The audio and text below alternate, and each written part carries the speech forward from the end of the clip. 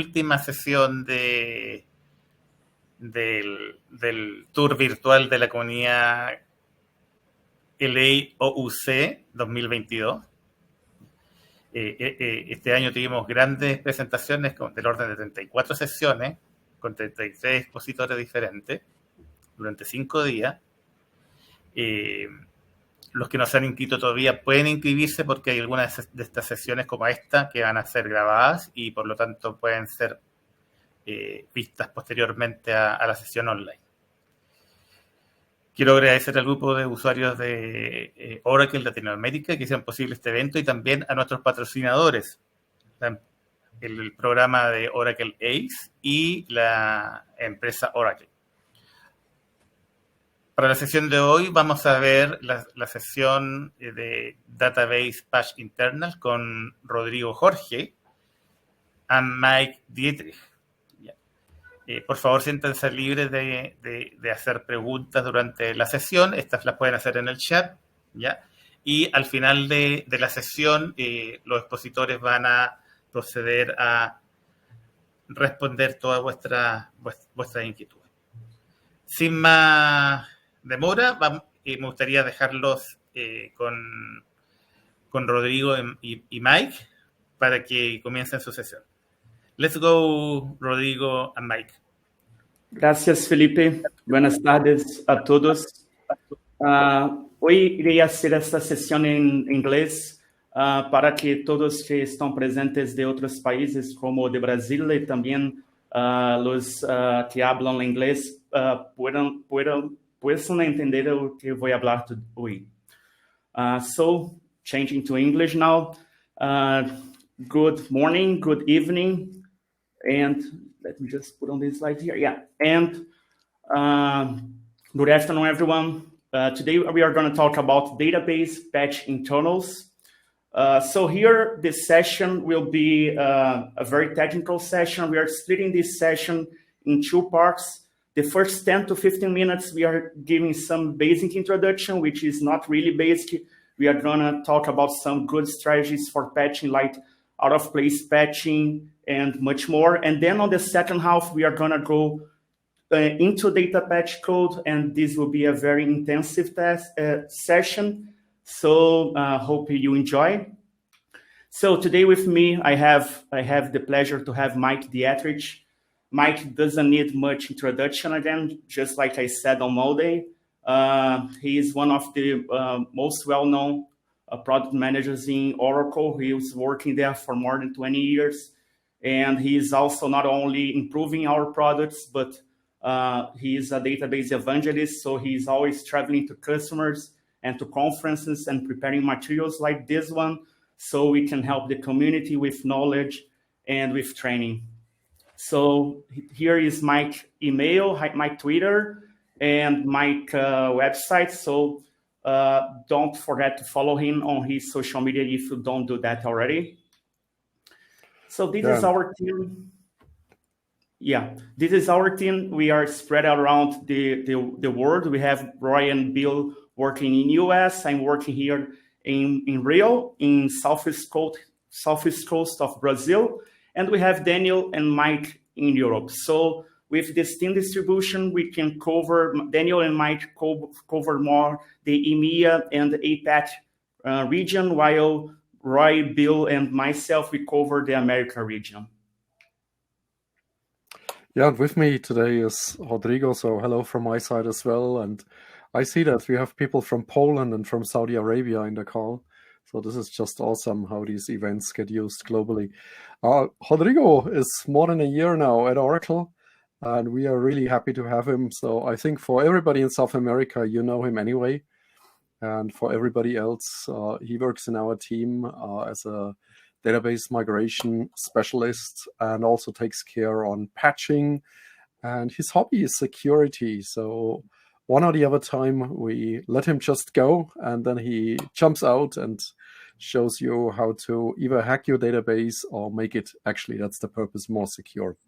So Rodrigo's blog is also very well known, and you can safely follow him on Twitter. If you think after today's session you need more, We have more than 30 hours recorded virtual classroom seminars on our blogs, which is pure tech, no marketing, and everything on demand. And when you click on the pictures on our blogs, then you have the slide decks for each of the classroom seminars as well. My blog, MikeDietrich.com, Rodrigo's blog, dbarj.com.br, and he has an English version as well. Yeah, and one hint, just if it happens this year, we have Cloud World, and don't get puzzled by the word cloud in the world here. This is basically open world minus apps minus EBS. So it's a database-driven event in Las Vegas this year. And it's just, I think, 58 days from now on.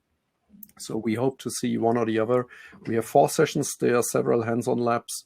And it would be great to touch base if you come to Las Vegas this year. Now, we usually start our presentations with a little bit warm-up. So let's start here with a quick overview about today's topic.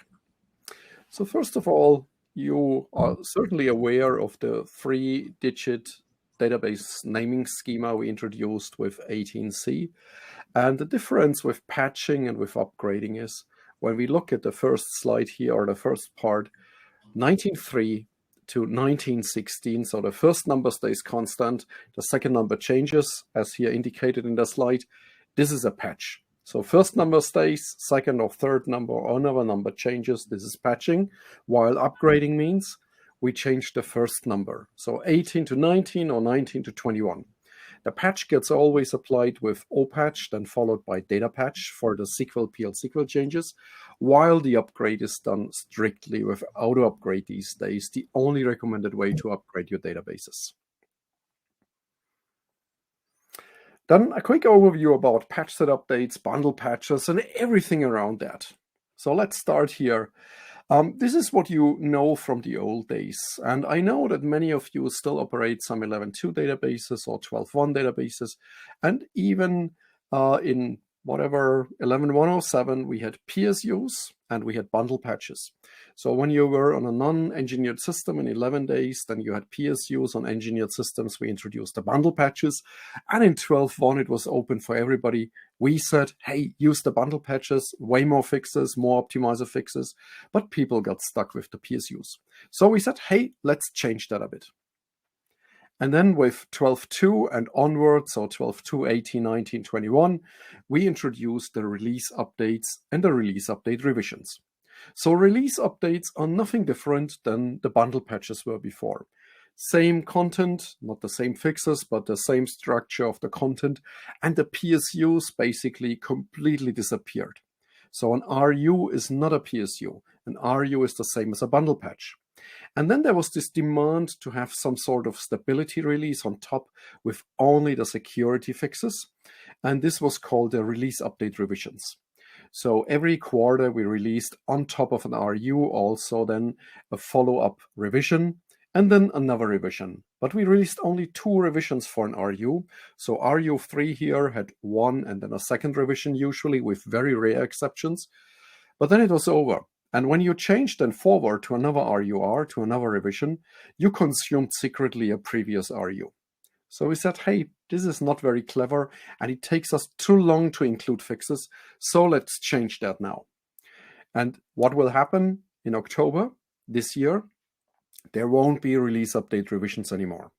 Instead, we offer something different.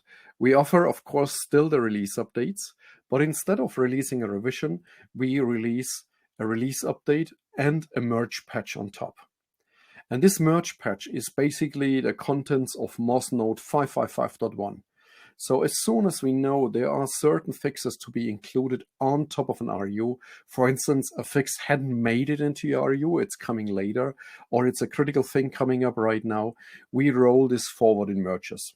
And we have basically defined no fixed limit, but the ideal situation will be that every 4 weeks we roll forward a new merge. And the goal ultimately of that is that we give you gold images as a service. So this is where we are going to.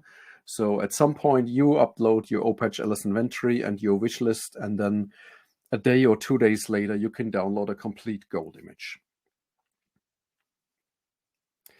Today, unless we have that, we strictly recommend that you take the release updates. They make your life much easier.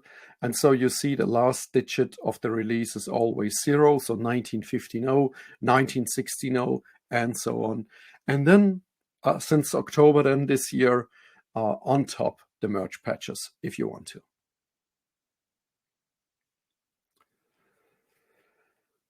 Then a few patching basics and patching strategies at this point. Let us start here, and then Rodrigo will take over for the patching internals. So what do you download with a patch? What's in there? First of all, we have files. Of course, there are files in it, and this means some executables or libs, or for instance, a time zone patch, a .dot file. While at the same time, some of the patches deliver also a SQL or PL/SQL portion, or a Java procedure.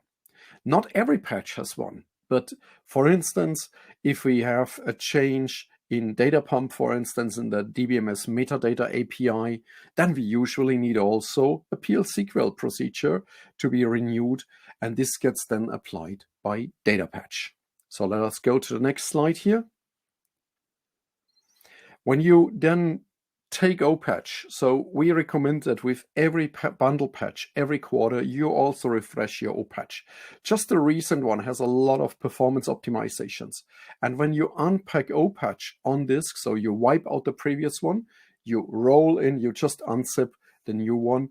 Then, first of all, the important thing is you have opatch, which is there here marked in the middle of the slide to apply the binaries. And you have data patch, but what data patch really means, that is something Rodrigo will show much better later on, because you see it's just 589 bytes here. So this can't be a big thing. So opatch really used to apply the binaries, change the files. When you run opatch, then the Oracle home on that server gets patched, and that means the instances using that home must be down. While when you run data patch, then of course the database must be up, and at least on the node you executed, that instance must be up as well. And it's very important to mention here, there's no startup upgrade required. In a rack environment, you use opatch auto. Most of you will know that, so it goes rolling node by node. And pro tip here, always try to patch out of place, because that first of all goes faster, and second, it reduces the risk if something goes completely wrong. So let us look at the different patching strategies here with out of place patching. Here we have an Oracle 99 home, so not that new, quite outdated at this point, but what we do is, first of all, either we clone that home, or we install a new 19.3.0, and then we apply on top of that home with opatch apply a new patch bundle, a new RU. So this home will have now 19.16.0. The best thing is it's out of place, so my previous home is still untouched, the database is still running. I stop the database now, I start it up in a new home, so shut an immediate, then I start up in a new home, and once the database is up, then I invoke data patch minus verbose, and it will apply the potential SQL and PL/SQL changes to it. So I have really a minimum time for downtime. I stop and I start, and data patch is no downtime anymore. This is one option. But when you have a standby, you may also want to check up front whether you can apply a patch. So we have the primary and the standby, and what we do here is now we start the standby at first in the new cloned home. So we do basically the same as we did before. We either clone the home or we install a new home, but not only on production, but also on the standby side. So both sides need equal homes. And once this is patched, here we do it with opatch apply to 1916, then we stop the standby and we bring it up in the 1916 executables. No data patch run here. We just make sure that the executable, the patch binaries, everything works fine. If you want to test no data patch, then we convert our standby into a snapshot standby. And once it's a snapshot standby, then we can run data patch. You see, reader transport is still going from primary to the standby. The reader will be consumed on disk and not applied at this point. But at this point now, we know also that we can really apply the patch. Once this is done, I convert my snapshot standby back to a physical standby, and now it will consume all the reader which had been shipped before. So this way I know all good. If I do this now on the standby side, I have already new executables. I run in 1916, then I switch over to the other side. So my former standby becomes now production. I start the new standby, the former production, in the same 1916 home. Then I turn on the reader transport, and now I can run data patch minus for both in reality. So on the active system, because now both systems are matching, everything is fine. In some cases, you would also go back and do another switch over, because some customers prefer to have the production database in the same data center, but it's not necessary. Another technique we could use, if you want to read that, there's a nice Moz node standby first apply to check here. If you want to go a step further, and if you want to avoid any downtime on the database layer, then you use RUC rolling patching. So what do we do here is, again, we have a 3-node RUC. On each of the nodes, we again clone the home and we apply 1916 to each of the homes here. So opatch apply on each of the nodes. You see there's no interruption in production. My 3 original homes are still in use. And now, in this case, I do introduce with opatch auto the RUC rolling mode. And this means one node gets patched, the connections go to the other nodes. Then the next node gets patched, the connections go to the other available nodes, and so on. The database on the bottom of my slide is always available. This is important. And at the end of the process, we now run data patch minus verbose, and the database gets patched. So it was always up and running. Only my node had been disconnected, or my connections from one node to the next node. And this is a good technique. Our use and also the revisions which we take out now are always RUC rolling and standby first applicable. That's a guarantee we give. And I think with this, it's time to look into internals. So I hand over to Rodrigo here. Thank you, Mike. Yeah, now let's talk about some of patch internals. Let's understand what happens under the hood inside the data patch code. So first, again, just talking about the patch types, we have the binary patches and the Sql patches. What is the binary patches? The part of the patching that goes into your Oracle home is the binary patches. That contains changes to .c files, which is the C compiled files, and also the .h files that are the libraries. But of course, we don't give you the .c and .h because those are text readable files. Oracle is not an open source code, it's a closed source. So we give you the compiled files, which is the .o or .a files that are the compiled by GCC. And then we deliver this inside the .zip that you can download from my Oracle support. The Sql files, they are text readable. Sometimes they are obfuscated, but the obfuscation, as all of you know, it's easy to revert. The idea here is just that we can provide you a file that you can run inside your Oracle database. So the Sql changes are .sql file, .pls, .pta, and they are installed in the database using data patch. So the zip that you download from my Oracle support will contain both the .o and .a files that are the compiled binary files, as well as the .sql that will run inside your database. So for the binary patching part, you download again the zip from my Oracle support and you install it using opatch. As Mike said, all the instances on that Oracle home must be down because the executables are going to be relinked. So we run a relink all command in your Oracle home to put the binaries pointing to those new libraries that are shipped with the zip file. And to make this, to apply this patch, you run opatch/opatch binary. Now for the Sql patch, first you need to put the Sql files in your Oracle home, and this is done also by opatch. So opatch will replace the binary files, again, the .o and .a files, and also will place the new SQL files on the locations that they will be consumed later by data-patch. So the installation is done by data-patch. The database must be up, in this case, for data-patch, of course, because we are patching the dictionary. We cannot patch the dictionary if our database is down. Each invocation of that data-patch will process a single database, but of course, if it's a container database with multiple PDBs, data-patch will handle that for you.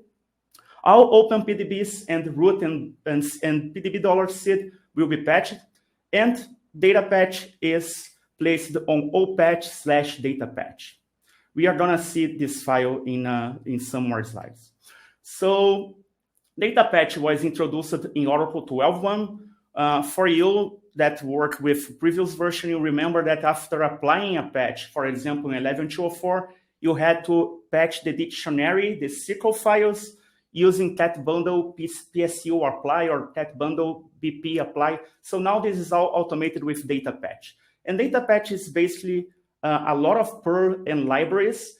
All of them are text readable because we use a script language for running them. In this case, is Perl. So Perl is a script language just like Shell script, Python, PowerShell. So you can open the code and read it. It's not obfuscated, but because it's readable, it doesn't mean that it's an open source code. It's readable, but you cannot change it. So bear in mind that you can understand what data-patch does, and we are gonna see in this session, but you're not allowed to change it.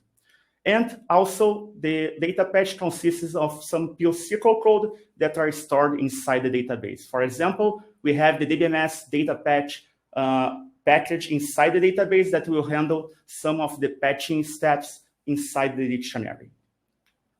So for data-patch, we have a public documentation that is available in that mods note here, 268.052.1.1. And this mods note explains all the parameters and how do you call data-patch. But it does not explain much about the internal code, as we are gonna see in this session. For the internal code, we need to go to the tool. And that's what we are gonna do now. Let me change here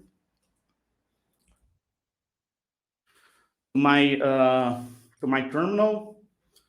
And so let's read data-patch. So I will do a VI here. I'm gonna connect on our hands-on lab, and I will do VI on data-patch code.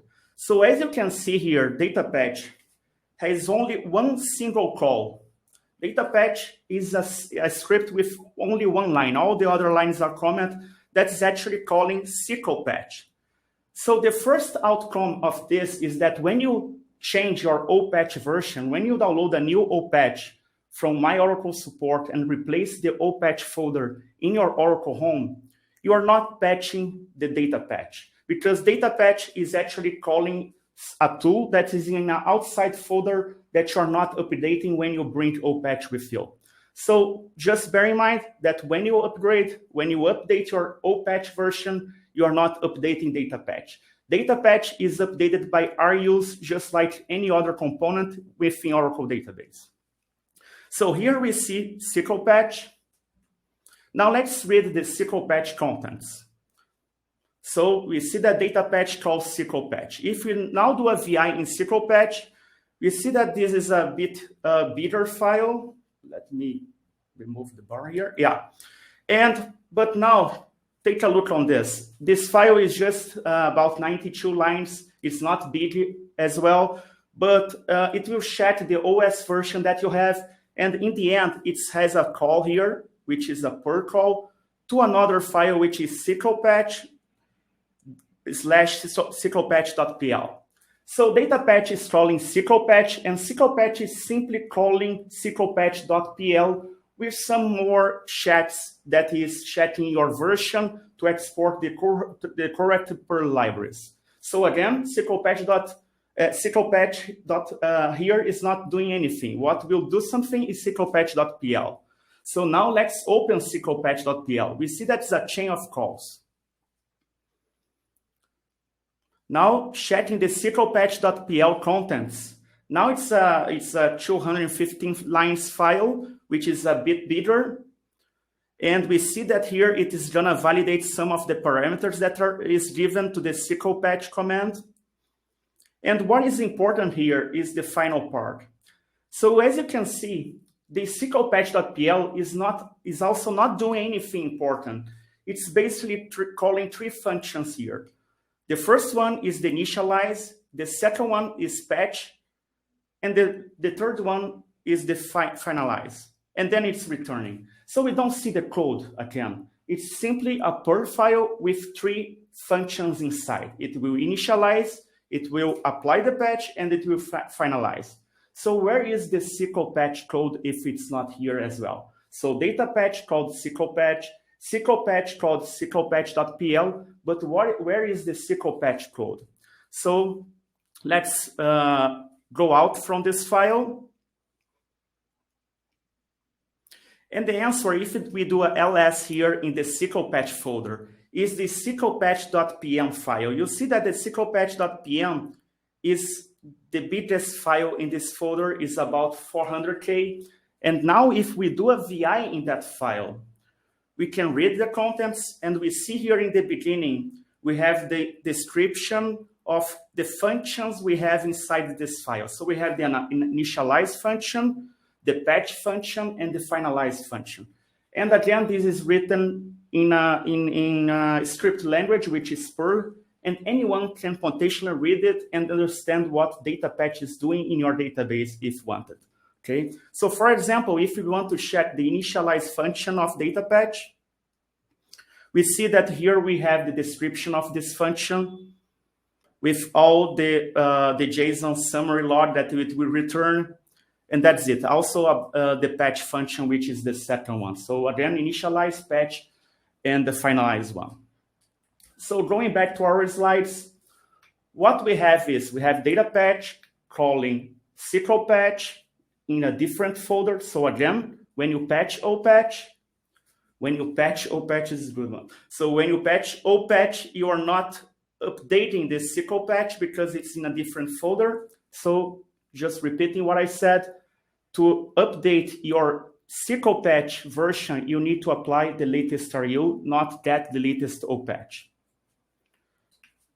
And Sql Patch called Sql Patch.pl that will include the Sql Patch.pm, where is all your code. And Sql Patch.pm has those three main functions. The initialize one will get your patch list, will see if everything is okay, will do all the pre-checks in your environment.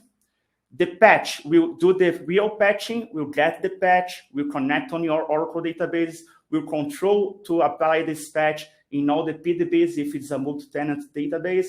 And the finalize will just close and mark your dictionary tables with the patch applied and will quit the code. Okay? Now, let's understand the patch. When you download a patch from my Oracle support, let's understand his structure. So now we are going to go to another demo here, where I am going inside the Sql Patch folder again, and I'm listing the patches. I'm listing the files I have here, but as you can see, we have three folders because we have three patches applied in this database. If I run here opatch ls patches to check what are those patches applied. Okay, I see here this is the latest OJVM 1916, the latest RU 1916, and also the OCW 19.3. So each one of those patches that I applied using opatch here in this folder represents a different directory. Okay, so for example, let's open the latest RU folder and see the contents. So here we have a subfolder, which is the unique patch ID. And when we open it, now we have 5 objects inside. So the first one, this apply one, is the script that data patch will use to apply the dictionary changes for this patch in your database. So this is the main script. This is the one that data patch will use. We'll connect to our database and we'll call this script. Okay, that's how data patch will change your dictionary with the fixes that this patch provides. The second one here, the rollback, is the opposite. If you want to remove this patch from your database, data patch will call it. You don't need to call anything because data patch has the intelligence. I'm just explaining what is each of those files. This third one, the XML, is the metadata for the patch. So this will say what is this patch, like what is the type, if it's an OJVM patch, if it's a release update patch, if it requires database opened in normal mode or upgrade mode. There are some very strict quantity of patches that do require upgrade mode, but they are exception. Most of them doesn't require that anymore. And also some other attributes, like all the files that this patch is touching in your Oracle home. Then we have the zip. The zip I will explain a bit later. Basically, the zip is all of those files in this folder compressed in the zip.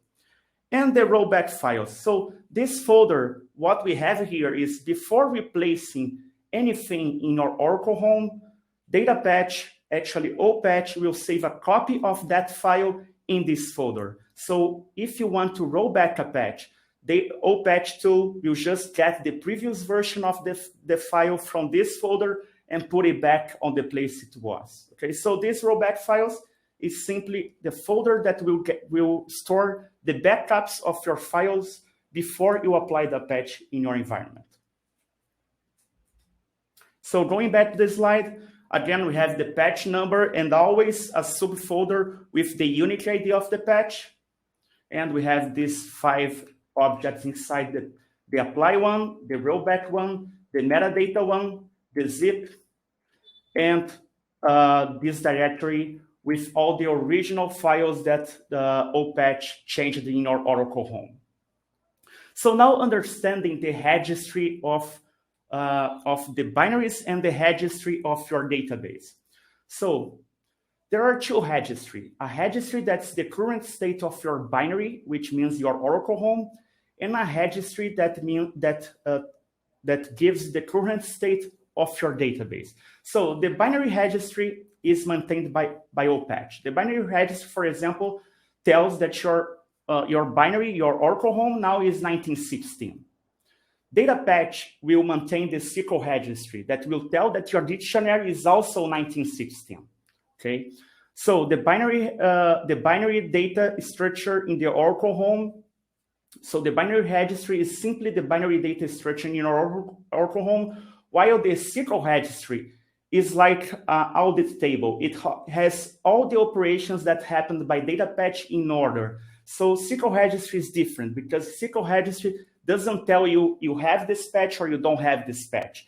It will tell you this patch was applied, then this patch was removed, then this other one was applied, and then you have to build a SQL over this table to know if a patch is applied or not, right?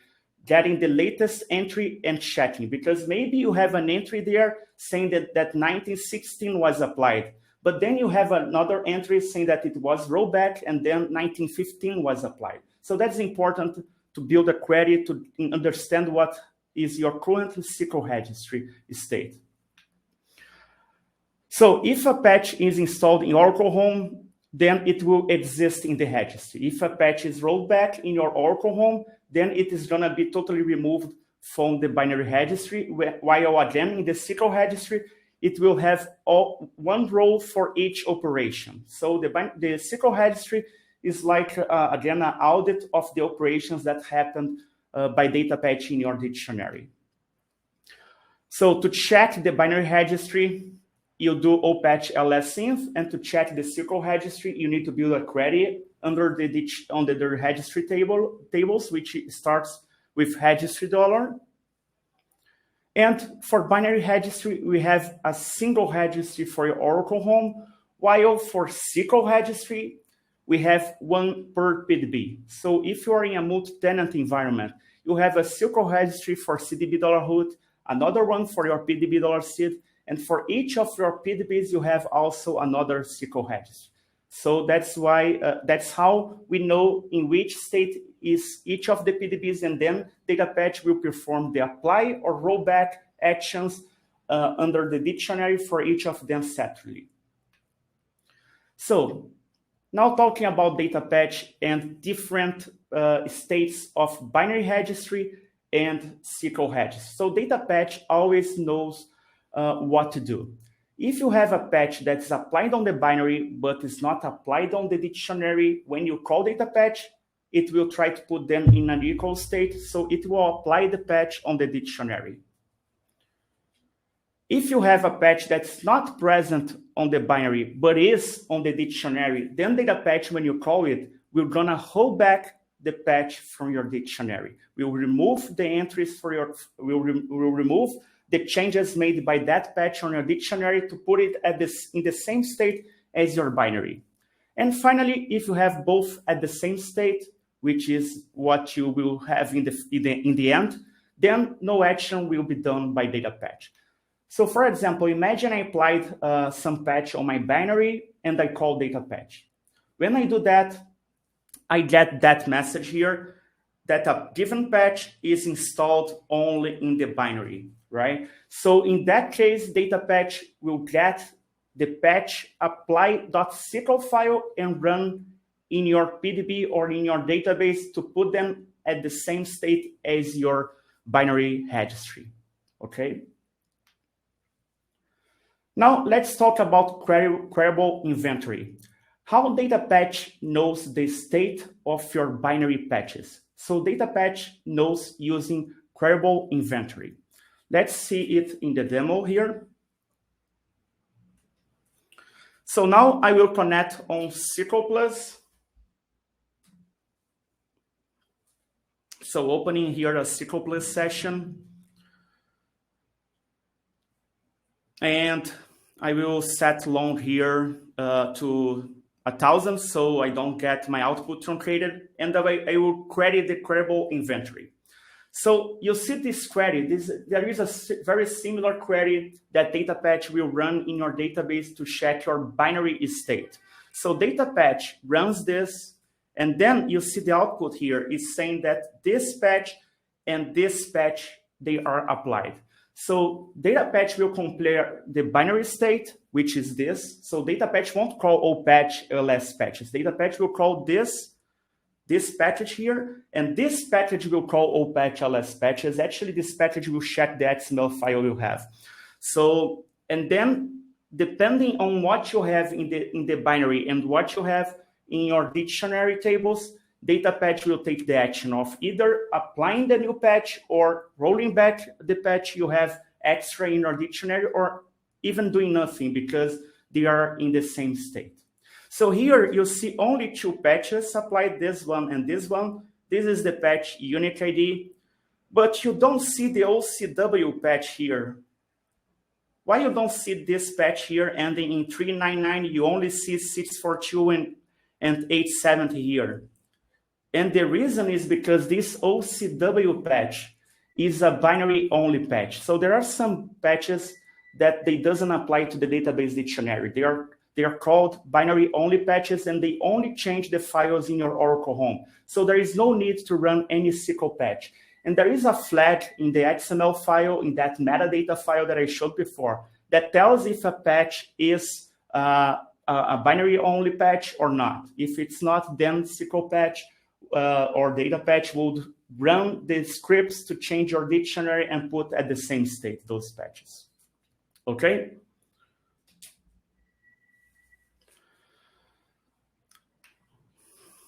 Okay, so this is what I was saying, why OCW patch is not showing in queryable inventory. And again, because this patch has no Sql patch to be applied, it's a binary only patch. Now let's talk about another thing, another good thing to know about data patch that I didn't know before joining Oracle.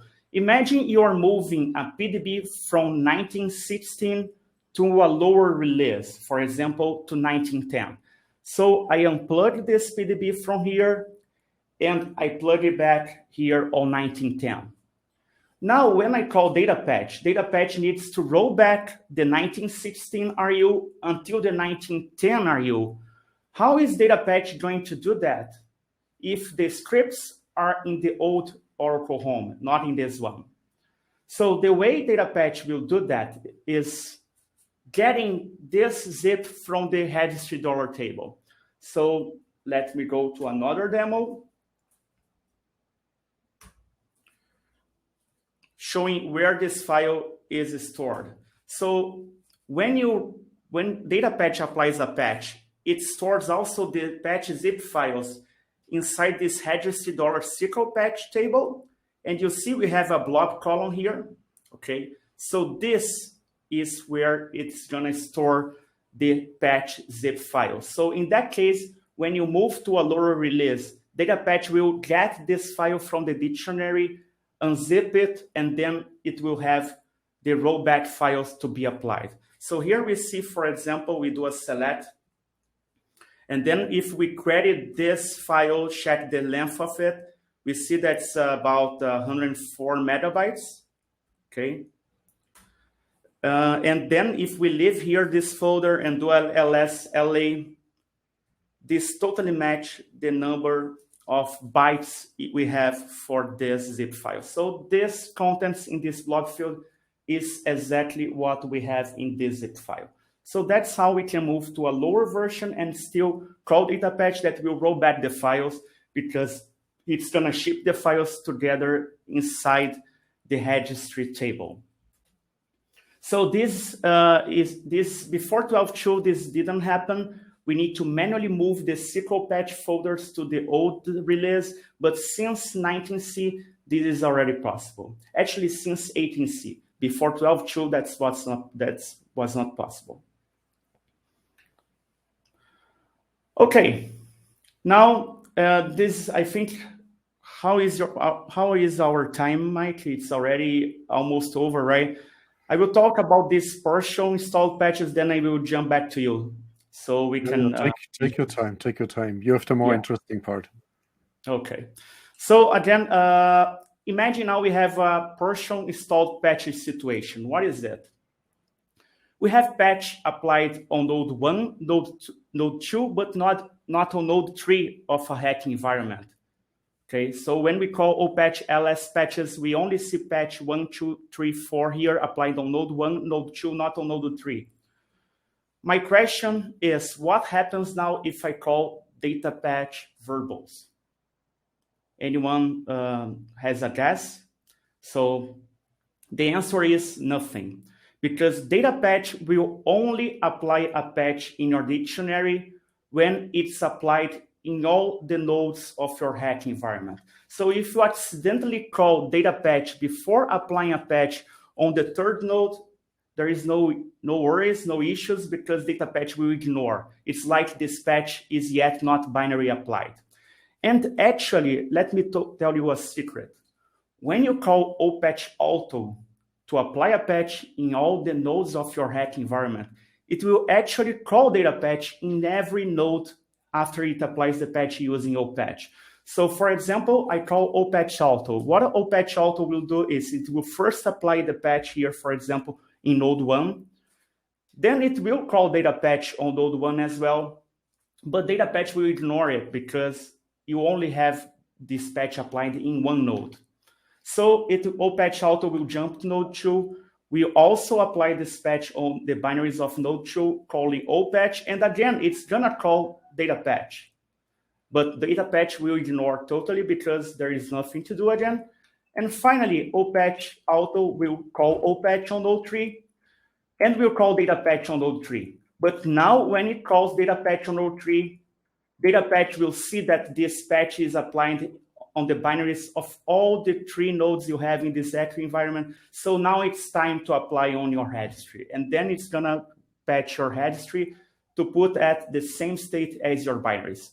So datapatch has no intelligence to know if this is the last node, if this is the first node. It simply calls datapatch all the time. And when you have the patch applied on off, then this will work. So that's how it works.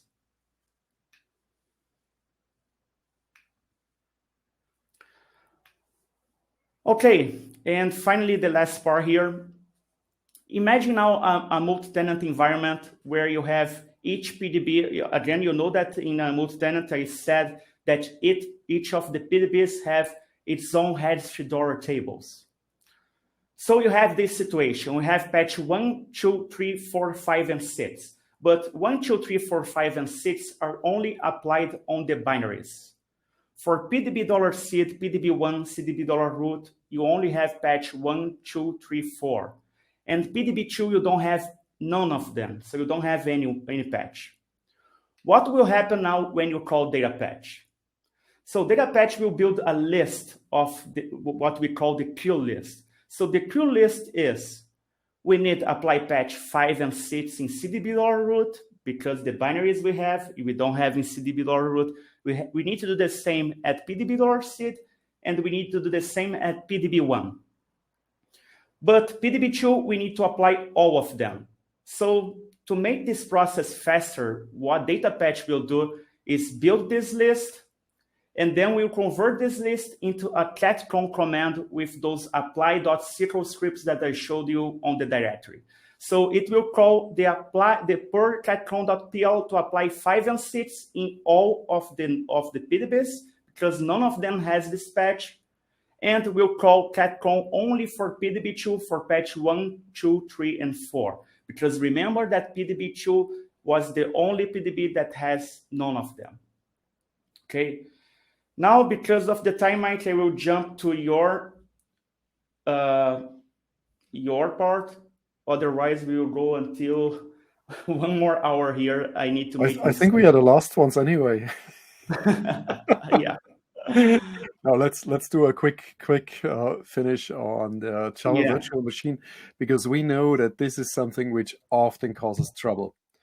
And let us just jump in. The reason why you must patch quarterly OJVM is simply, we went back for all the alerts, and you see the average over 6 or 7 years is 7.2. And this is just the maximum highest alert. Risk score maximum is 10. So average 7.2 means every quarter you need to patch, no way out. Next slide. So this is how you check quickly, either in DBA registry or CDB registry, whether you have OJVM. If you find a Java VM, then it's there. That means you have some options. Let's go there. So first option is you patch it quarterly, as I said. It means in 19C is a separate download, or you take the combo patches. In 21 or from 21 on, it's included in the standard RU. So there's no separate OJVM download anymore. In single instance, it's straightforward because you patch your home, like we explained before. There's no extra downtime associated. In RUC, in the old days, there was downtime, but you can avoid that. The downtime you may get is the brownout of the Java subsystem, because it has to be stopped and restarted, and this will affect all nodes. Most customers don't care because you don't have an application which doesn't use the Oracle JVM. You may have a Java application going with JDBC or whatever against the database, but only if you have an application and you code in the JVM, then you care, and then you need to check this MOS node, because it has queries to check whether you are using the JVM or not. So having it does not mean you use it. So 21 included, 1918C separate download, RUC rolling, 12.2 not RUC rolling, so another reason to go to 19C right away. Second option, everybody has the mitigation patch in your Oracle home. What does that mean? It allows you, without deinstalling the OJVM, to disable it, and so nobody can attack it if it's disabled. It's not RUC rolling installable, so again, this requires a stop. But the OJVM in this case won't be a risk anymore if you disable it with the mitigation patch. Just a few hints, and this is why we have links to the blog posts here. In a multi-tenant environment, you need to take a little bit extra care on this mitigation patch. And I think on the next slide, we have the steps how to do that. So in order to activate it, for the first time, you need to run dbms.jdev.sql. This is in your RDBMS admin. And when you run that, then you have now a dbms java dev disable and enable. So the disable call will disable the Java subsystem. Nobody can attack it. But the pitfall is, whenever you patch, whenever you upgrade your database, you must enable it beforehand and then disable it afterward. So take care on that. Third option, you remove it. You rip it out. You say, hey, I don't need OJVM. Why should it be there? It's straightforward in non-CDBs. It's unfortunately a terrible hassle in CDBs because it depends a lot on which patch level you are. So the best thing is if you want to rip it out from a CDB environment, then you open an SR and you triple check with Oracle support, please. And there's one myth we want to clean out here. There's no, and it happened today, this morning, that I received from a German insurance the question, hey, we need startup upgrade for OJVM? No, you don't need. In 2020, I wrote a blog post about that, and it's proven you don't need startup upgrade for OJVM. It was an error in the README. If you had used it for a long, long while in the older days, then it will block it. So you need that extra -skip upgrade check flag with datapath, and then you can still run it without startup upgrade. So no startup upgrade needed anymore since, I think, 2017. So just improving that, no startup upgrade, not even when you patch OJVM. And I think with that, we just can highlight, we have a YouTube channel, no dancing videos there, just tech videos, no marketing, no buzzwords, everything tech. Just tune in, follow us. Every 2 days we upload a new video. And no TikTok videos, Mike? Pardon me? No TikTok videos. Not yet. We try to convince Rodrigo. He's the youngest in our team. We just discussed whether he can start becoming a TikTok star as well. So we take this offline afterwards. So the hint to our blogs here, we showed them before. And with that, I think we would like to say thank you for the attention, and on a Friday, especially those people where it's really late night. So, Rodrigo, do you want to say something? Yeah, thank you, Mike, again, for joining me in this session. Thank you, LAOC, for this organization, and all for the attendees for coming to our session today. Yes, thank you, everybody. And thanks, Felipe, as well, for hosting us. Thank you very much, Rodrigo and Mike, for this incredible presentation that has taken us on the deep journey about Oracle Patch internals. It was a very good and also session. And thank you to the audience for your participation. And I hope to see you in another Oracle event in the future. Thank you very much. Goodbye. Goodbye.